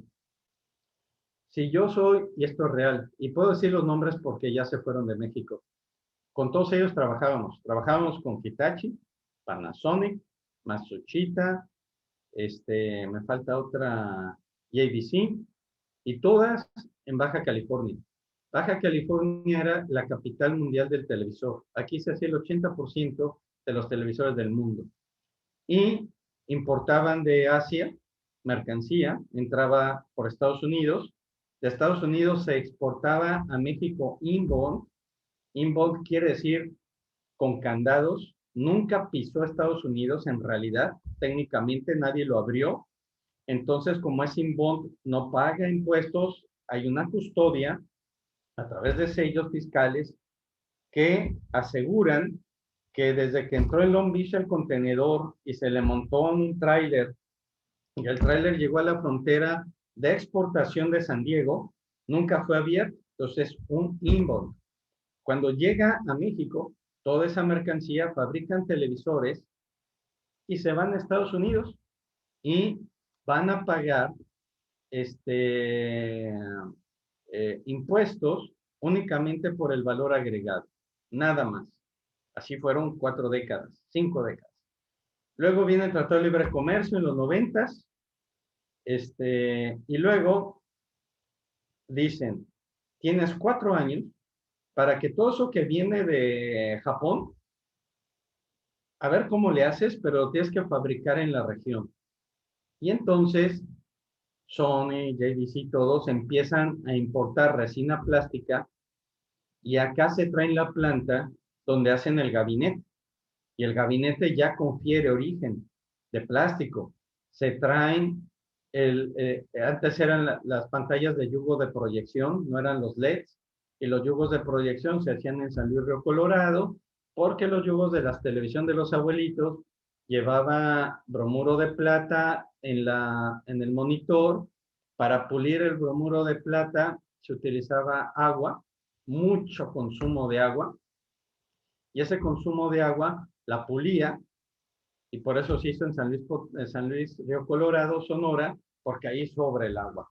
Se mandaban a Baja California, ya confería origen, y así cada cosa hizo nombres, empresas, generaciones de empleos, que crecían los agentes aduanales, nada más por ese concepto. Y llegado el 20 de noviembre de 1999, el 20 de noviembre de 1999, entra el artículo 303 del Telecán, artículo 303 del Telecán, donde obliga a las empresas a que confieran origen, como todas las demás. Les llegó la hora, y las que no pudieron en esos 5 años buscar proveeduría local, van a pagar impuestos por los componentes no originarios. Entonces, Sony ahora pues ya trajo el yugo de proyección, trajo el gabinete, 2, 3 cosas, pero resulta que el circuito integrado, el power, el de la energía, sigue viniendo de Japón. Entonces, ese va a tener que pagar el arancel general. ¿Y dónde lo paga? No lo paga en México. Lo paga cuando hace el entry summary a Estados Unidos y se va a ir al renglón de los durable. Ahí va a tener que pagar. A menos de que confiriera origen. Porque, esto es muy importante, apúntenlo. Cuando importas mercancías no originarias y se iban a Estados Unidos, ese componente no originario pagaba en Estados Unidos porque era durable. Ya lo vimos hace media hora. El 303 del Telecán, fíjense lo que cambia. Lo importo por Long Beach. Se viene inbound a México. A la hora que voy a conferir origen, resulta que la fuente de poder es japonesa, no es originaria, es non-durable. Se va a exportar. No va, esto es entre paréntesis y grande. Ese que siempre se pagaba en Estados Unidos, ahora se va a pagar en el país exportador. Quiere decir que la fuente de poder que iba a pagar $5 de impuestos, en lugar de pagarlos cuando entrara a Estados Unidos, los va a pagar en México al momento de exportar. La primera locura, impuestos grabados a la importación se pagan a la exportación. Primer locura del 303. Impuestos de importación se pagan a la exportación en el país, en México. Entonces, pues iba a ser una locura. Amenazan muchas empresas con irse del país, y no era una amenaza infundada, era fundada. Los números no dan, y entonces ya no iban a estar. Y el 303 del Telecán, acuérdense que es el tratado, y los tratados los firman los presidentes, los acuerdos, las cámaras. Entonces, el presidente de México hace una movida unilateral donde no, la verdad, a la fecha no sé por qué no reclamó Estados Unidos ni Canadá. Y les voy a explicar toda esa historia para entender promoción sectorial. Si no se vivió lo que le estoy diciendo y te vas a la descripción de promoción sectorial, pues no va a decir otra cosa que promoción sectorial, promover algunos sectores de la economía. Esa es su descripción simple y llana, pero hay que entender de dónde viene. Entonces, cuando todas estas empresas van a pagar el impuesto de importación de no originarios a la exportación, presionan a Cedillo y generan la promoción sectorial. Aunque entró el 20 de noviembre del 19 y fue el último año de Cedillo, pues ya venían presionando desde antes. No lo agarró en su último año, sino 2 años antes, e inventan algo unilateral que se llama promoción sectorial. Ok, se sientan los poderosos asiáticos en aquel entonces y te dicen o lo eliminas o nos vamos. Y entonces ese circuito integrado japonés que debía de pagar, le dicen, tú entras en una promoción de un sector 1, había sector 2, el sector 3 y 4. Tú entras en el sector 1, que es electrónicos, y no vas a pagar arancel. No vas a pagar arancel. Pero ¿cómo no vas a pagar? Si cuando tú firmas un acuerdo o un tratado, ya no te manejas como país, te manejas como región. Todo lo que tú estés importando del extranjero a México no se importa a México, se importa a la región Norteamérica. Y todo lo que tú estás permitiendo pasar a tu país le va a afectar a Canadá y a Estados Unidos. Es lo mismo que la Unión Europea. O sea, si los españoles dejan pasar a un delincuente, ese delincuente, después de que ya entró a España, se puede mover por Francia, París, ya nadie le va a preguntar nada. Esto es lo mismo, cuando tú importas una mercancía y le diste un trato preferencial o te volteaste para otro lado y lo dejaste entrar a México y lo regularizas en México, como puede ser un televisor, pues ese televisor ya al decir que confirió origen para México, pues ya se puede vender sin ningún impuesto en Canadá y Estados Unidos. Entonces, no era una decisión únicamente de México, debió haber sido colegiada de los tres. Y genera promoción sectorial, donde en el sector 1, electrónicos, ahí entra todo sin pagar arancel. Entonces, ustedes van a encontrar todavía hoy pedimentos de importación que va a decir americano con certificado de origen no paga impuestos. Japonés, certificado de origen no. Debe de pagar impuestos, sí, pero está amparado bajo el programa de promoción sectorial 1, donde los que están ahí pagan 0. Al final no pagan nada. Y entonces, pues siguió habiendo el mismo flujo de componentes y de mercancías, porque si el propósito del 303 era promover la industria nacional, y les dieron 5 años para que se prepararan y no estuvieron listos, para que no se fuera, generan esta salida de emergencia, donde es, pues bueno, todo lo que tenía que pagar va a seguir sin pagar para pertenecer al sector 1, 2, 3 o 4. Esto tampoco espero que lo dijeran hoy completamente, pero es el piso para que se entienda lo que viene más adelante. Y por eso existe promoción sectorial. Y ya con el cinismo de que hay empresas que dicen, y lo van a ver en el sistema, está ahí abajo, cuando tú puedes tener más de un criterio para la misma mercancía. Vamos a tener mercancías americanas, que cuando tecleen el número de parte en un embarque, abajo va a decir que son Telecan, porque ya capturaron su certificado de origen, y abajo dice que también puede entrar como promoción sectorial, que tú elijas cuál de los dos beneficios escoges. Y hay empresas que dicen, mira, me voy por la de promoción sectorial porque la promoción sectorial yo ya la tengo. Y el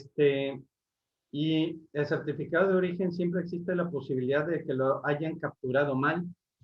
Entonces, ante la posibilidad de un certificado de origen, que debió haber sido el único documento válido, pero que puede estar mal, pues me voy por la opción de promoción sectorial, porque ese ya existe y nadie me lo va a debatir dentro de 3 o 4 años en una auditoría. Entonces, ese es el origen de promoción sectorial y por qué lo van a ver abajo en los embarques que van a ser como una opción. Ahora, el programa de promoción sectorial sí está basado en algo, donde alzaban la mano, lo publicaban, y la industria tenía un periodo, no me acuerdo si era medio año, para decir, no se lo otorgues porque me afecta a mí. Porque siendo realistas, esa fuente de poder que venía de Japón, sí podía entrar con 0 porque no hay ninguna industria ni en Canadá, ni en México, ni en Estados Unidos a la cual tú ibas a afectar porque acá no se producen. Pero si hubiera una sola planta en un estado por ahí perdido en la Unión Americana, que sí lo hiciera, podría alzar la mano y levantar un caso contra México por haber dado un programa de promoción sectorial. Pero no sucedió. Así que de alguna manera fue una salida, pero que no afectó a la industria. Eso lo señalo como última línea de promoción sectorial porque ahora nos vamos a la regla octava. La regla octava es lo mismo que promoción sectorial, pero sí impacta a la industria. Sí le impactan. Porque entonces yo traigo ese mismo transistor de Japón, le quiero dar un trato de promoción sectorial, pero resulta que alguien alza la mano y dice, yo sí lo fabrico, y si te lo traes de China o de Japón, me vas a matar la industria. Ok, y entran en una negociación y dice, ¿cuántos alcanzas a producir en un año? 2 millones. Ok, la demanda de la industria es de 8 millones de transistores o de fuentes de poder, y tú nada más fabricas 2. Entonces, vamos a abrir la regla octava con un cupo, esa es la diferencia, tiene un cupo, un límite, y le van a decir a los japoneses, tú nada más vas a poder meter a México tus fuentes de poder en un sector, pero vas a llevar un saldo, y no puede ser más de 8 millones al año, para que si la demanda es de 10 millones, entonces hay espacio para ti y espacio para el productor local. 8 y 2 son los 10 contratos que se pueden establecer. Y por eso la industria en esa escalada, si no tiene certificado, va a intentar tener una promoción sectorial, y si ahí llegó, pero si no tiene ninguna de las dos, puede intentar la regla octava, que es un beneficio mediante un cupo. Si te pasas del cupo, o sea, el sistema también tiene que controlar en cada importación, abres tu balance que te otorgaron y cada vez que importes tienes que ir descargando, y cuando ya estés en un warning de que te queda un 70, un 80%, ya no vayas a importar de más o pidas una ampliación que puede ser por aniversario o porque te agotaste el cupo. Ya se revisa cada vez, porque ¿qué pasa si la planta que exigía sus 2 millones al año desaparece? Entonces la empresa ya puede solicitar salirse de regla octava y regresar a promoción sectorial. Y esa es la explicación de todo lo que ustedes capturaron. No es nada más darlo de alta, que me lleve 2 minutos y no estoy entendiendo para qué funciona. Cada parte de lo que vayamos avanzando, yo les voy a ir dando el antecedente y la razón de por qué está ahí. En realidad, al final del curso, yo lo que espero es que recuerden más los conceptos y el hecho de hacerlo en el sistema únicamente los fortalezca. El material se está quedando grabado y eventualmente en el paso del tiempo pueden regresar a revisar algún concepto. No creo que nos dé tiempo en las 3 semanas, pero al terminar, a los videos les voy a acompañar con citas, que no tengan que leer un video de 2 horas para ver dónde habló de los certificados de origen o dónde habló del PROSEC. Les voy a hacer un índice para que hagan una búsqueda más rápida. Y pues bueno,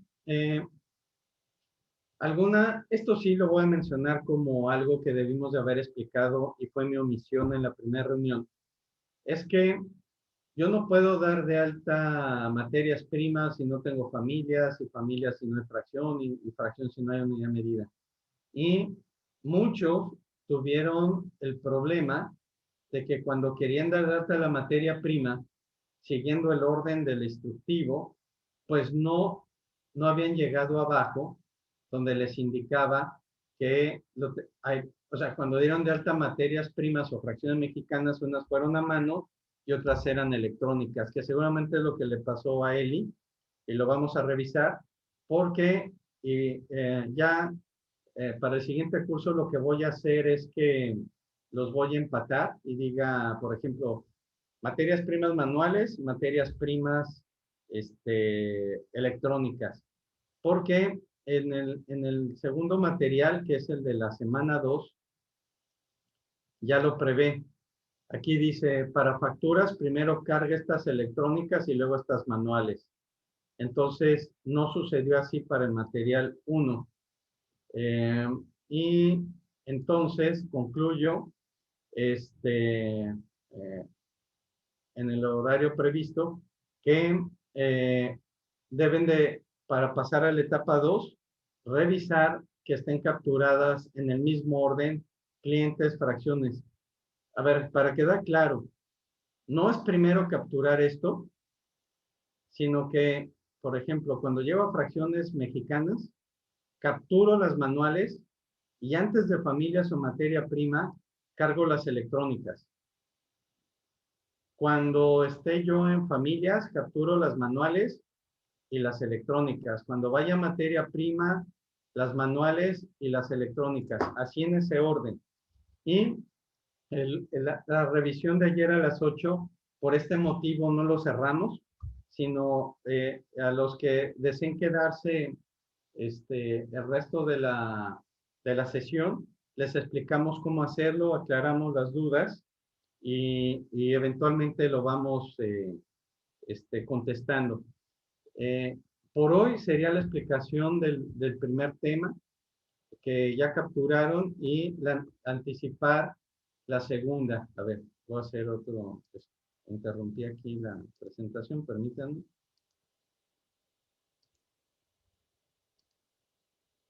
Para la siguiente sesión, sí vamos a revisar que esté capturado porque es mucho más fácil. Vamos a entrar a generar con todo el ambiente ya preparado de operación, vamos a capturar de manera electrónica unos packing lists de importación. Hay importaciones virtuales e importaciones, permítanme, les voy a poner, preparar las claves de pedimiento para la otra. Operaciones virtuales y operaciones directas, importaciones directas. Es muy importante señalar que algunas facturas son virtuales y otras de importación temporal. Las dos son de operación temporal, pero lo vamos a analizar la semana que viene. Entonces yo los esperaría con alimentadas. Esto no les va a llevar casi nada. Cargar los packing lists de importación electrónicos y cargar los packing lists de importación manual, porque tenemos 3 niveles. El packing list o packing slip es la relación del embarque. Después hay que hacer, ahí nada más vienen números de parte y cantidad. Las descripciones están en inglés. La unidad de medida está en la inglesa. Pero luego, cuando ese packing slip o packing list lo hago factura, entonces extrae las descripciones de las familias, extrae la fracción arancelaria, el costo en base a la unidad métrica decimal y ya me genera una factura para que yo se la mande al agente aduanal y el agente aduanal haga los pedimentos. ¿Sí? Y ese es mi saldo de importación. Los datos a capturar, esos fueron electrónicos. Y los datos a capturar son estos packing list generados a esta factura y esta factura a este pedimento. Y así es como lo vamos a ir asignando. Yo entiendo, aprovechando que está Jessica en la llamada, que tanto los packing list como estas facturas y estos pedimentos son de forma electrónica. Jessica. No, esos también son captura manual. Lo que pasa es que estas son dos actividades. Lo que se va a cargar electrónicamente es el packing list de importación y el usuario lo que tiene que capturar es la factura y pedimento para relacionarlo a esos packing list. Esa es la actividad 1. Y la actividad 2 es donde dice datos para capturar. Ahí sí, el usuario tiene que capturar el packing, la factura y el pedimento. Las 3 cosas en captura. Muy bien. Lo mismo que dijiste lo voy a mencionar en otro orden. Se capturan los packing lists, que es el inicio de la operación. Y luego van a aprender en los videos cómo un packing list se asigna factura. Entonces tienen que asignarlos a estas facturas. Y estas facturas a los pedimentos. ¿Cómo sé, Jessica? Bueno, sí lo sé, pero lo pregunto de esta manera lo pregunto a Juan para que me escuche Pedro. De los packing lists que se capturaron, dice que este packing list va a ser asignado a esta factura. O sea, la factura MP34 tiene dos packing lists asignados, el MP3 y el MP4. O sea, con la carga electrónica ya van a estar ahí. Entonces tienen que, con el video van a aprender cómo asignar un packing list o varios packing lists a una factura. Luego, la factura MP05 está generada con el packing list MP05 y el MP06 con el 06. Y luego vamos a ver cómo hay pedimentos. No te lo advertí, Jessica, pero es una pregunta. Si no, me dices que no. ¿Podrías en un rato compartir tu pantalla en 10 minutos que nos quedan de cómo se asigna una factura, un packing list a factura y dónde está la de los pedimentos y de facturas a pedimento? Porque estos packing lists a estas facturas y estas facturas a estos pedimentos, porque el ambiente ya está creado. Pero para amarrar, este es como el recap de lo que vimos, van a ser las tres cosas manuales, un packing list a pie, para asignarle a pie una factura y un pedimento. ¿Da tiempo de que les muestres la pantalla, Jessica? No te Sí, nada más, déme oportunidad de conectarme a la base de datos en Ok. unos minutos y le confirmo. Muy bien. Ayer, como les decía, hicimos una reunión y se quedó grabada para los que se van a quedar ahorita para asegurar que lleguen al nivel 2. Si por algo hay algo adicional, lo pueden revisar en ese video.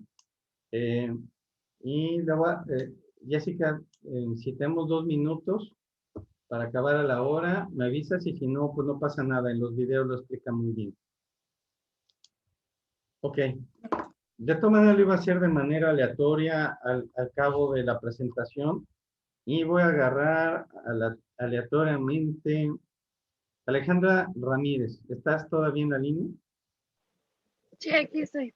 Hola, ¿puedes poner tu cámara? No sé si se puede. Y nos comentas brevemente en qué semestre estás y de los conceptos que he manejado hasta ahorita, de 1 a 10 o de un 0 a un 100%, ¿cuántos conceptos ya conoces o ya conocías y cuántos son nuevos? Nada más en un promedio. Sí, no puedes poner tu cámara y así voy a ir conociendo a cada quien. En el proceso. Ahorita no puedo prender mi cámara porque Ok. no funciona la de mi compu, Muy bien. pero Entonces, cuéntanos. yo creo que de los conceptos conocía yo como un 70%. Muy bien. ¿En qué semestre estás? Acabo de pasar a quinto semestre de comercio y negocio. Muy bien. Y un 70% más o menos. De acuerdo. Gracias. Le voy a preguntar a Jimena Flores. No, pues no la tengo. A Iris Gómez. No sé, gracias. Iris Gómez, no sé si tú sí pudieras poner tu cámara para que los demás te vayan conociendo. O no sé si ya se conocen. ¿En qué semestre vas y en porcentaje cuántos conceptos conocías?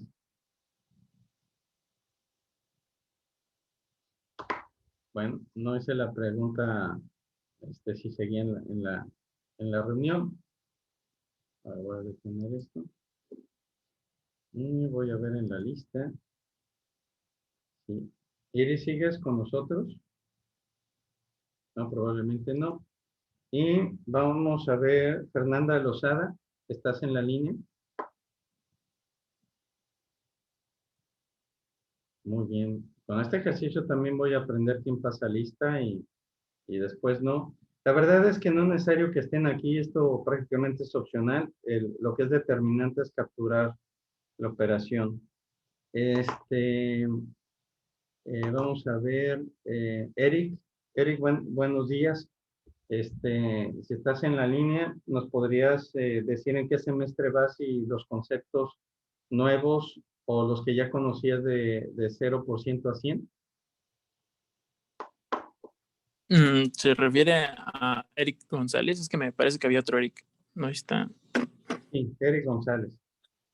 No puedo prender la cámara porque estoy conectado con mis datos, entonces me va un poquito lento o se me traba mucho si pongo la cámara. Voy a pasar a séptimo semestre de Comercio y Negocios Internacionales y yo que conocía como, no sé, un 85-90% de los conceptos. Yo creo que uno muy nuevo fue el de la regla octava, la verdad yo no había escuchado de ese y si había escuchado pues no me acordaba de él, pero yo creo que sería como el más nuevecillo.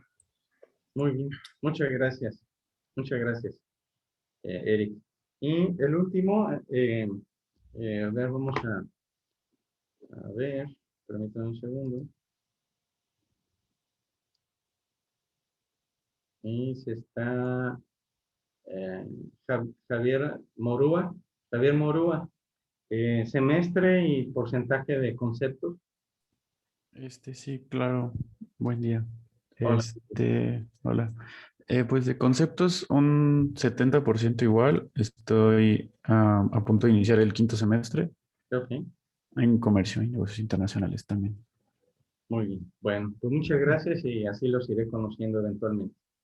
Y ahora te necesito pasar el post, Jessica, o lo puedes tomar tú misma. Ya lo tomé. Muy bien, adelante. Ok, Lo único que vamos a ver es listas asignadas a facturas y facturas asignadas a pagos. Gracias. De acuerdo. Entonces voy a cerrar aquí. Sí, pueden ver mi pantalla, ¿verdad? Sí, ya estamos. Ok, perfecto. Bueno, dentro de la asignatura para nivel 2 de importación nos indica el folio de la factura. Perdón que haga una pausa. Como nos puede mostrar la lista de embarque MP03, que vean cómo va a quedar lo que van a capturar, por favor.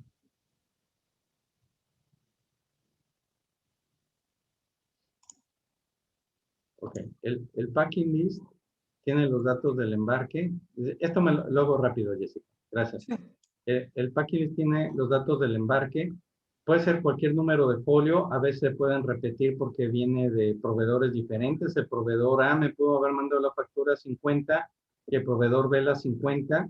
Entonces la llave está concatenada entre packing list y proveedor. Eso las vuelve únicas, porque un proveedor no les puede volver a mandar el mismo folio. Me va a preguntar la fecha, el tipo de mercancía, si es materia prima o maquinaria, el tipo de importación, si es temporal o virtual, el tipo de moneda con la que estamos comercializando, el agente aduanal, el Incoterm, lo voy a explicar después. Luego viene, van a poner abajo la cantidad y el número de parte. Cantidad y número de parte que tenemos, lo van a hacer 6 veces. Eso va a venir del archivo electrónico. Del que está abajo de captura manual, ustedes lo alimentarán. Y de cada componente, si quieren, nos ponemos en el primero, Jessica, el 17. El 17 me dice que el costo unitario, ahí está, su peso, en libras, el peso neto. Los números son, los ejemplos son reales, pero tuvimos que fingir la empresa y los costos. Por eso ustedes van a decir, ¿por qué algo que pesa 18 kilos cuesta tan poco? Pues para que no tuviera referencia se parezca a la realidad, pero no sean reales. Está aquí la unidad de medida, el país de origen, y es una tasa cero, pero es la tasa general. No tiene NAFTA, no tiene PROCEN, no tiene regla octava. A ver el segundo, por favor. El tercero, a ver si alguno tiene ese va a pagar la tasa general del 5, más abajo. Bueno, habrá algún ejemplo, espero que tenga más de de un concepto y abajo me está dando la fracción arancelaria también hasta abajo. Ahora, ya que está listo el embarque, eso lo va a explicar perfectamente el video, ahora nos vamos a las facturas. La factura es la proforma donde yo puedo consolidar. Llega toda la mercancía a un almacén de revisión previa en Estados Unidos. Estoy en la frontera, estoy en Nogales, Arizona, y lo quiero pasar a Nogales, Sonora. Bueno, junto los packing list y con eso los trepo al camión y hago una sola factura de embarque. Y en esa factura voy a tener un folio, ese ya es mi folio interno, con una fecha, le voy a decir que es materia prima temporal. El número de pedimento se lo puedo asignar al principio de la semana o al final, al principio del mes si es virtual o al final. El agente aduanal, el proveedor, que el proveedor es el almacén de Nogales, Sonora, y se exporta a la maquiladora. Y escojo y marco los dos packing lists y ya se va a traer toda la información consolidada para entonces de la factura, se imprime, se la mando al agente aduanal y con eso le hace el pedimento de importación. Al final de la semana o del mes, depende si es único, consolidado, semanal o consolidado mensual. Ahora nos vamos a los pedimientos, Jessica.